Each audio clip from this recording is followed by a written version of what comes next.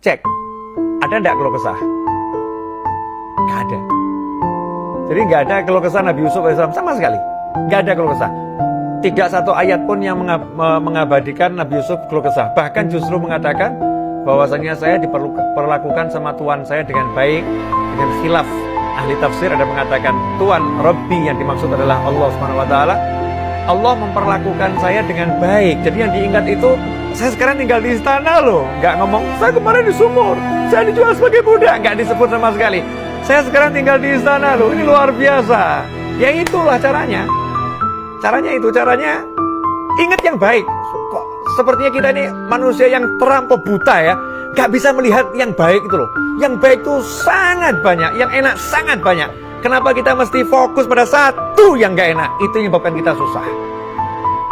Yang gak enak cuma satu, kenapa dilihat terus? Gak usah dilihat, lihat yang lain. Aku sehat, aku punya keluarga, aku punya ini, aku lihat itu. Dipecat, just satu masalah. Dibenci orang, satu masalah. Masih banyak yang senang sama kita, masih banyak yang dinikmat banyak. Kenapa kok nggak bisa lihat itu? Kenapa? Karena kita betul-betul menjadi manusia yang kurang bersyukur. Wa qalilun min ibadiyas syakur. Sedikit sekali dari hamba-hambaku yang bersyukur. Nabi Yusuf alaihissalam nggak begitu.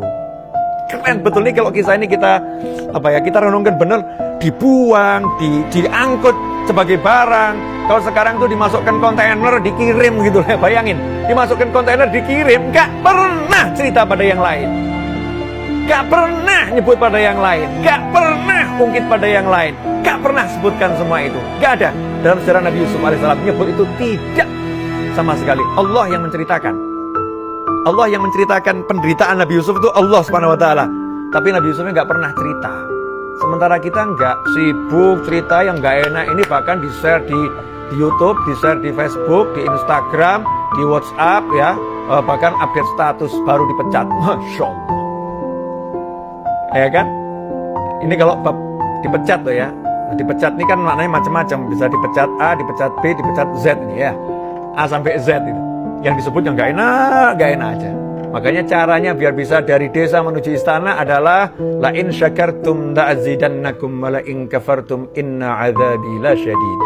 Jika kalian bersyukur, ingat ya, aku pasti akan nambah nikmat.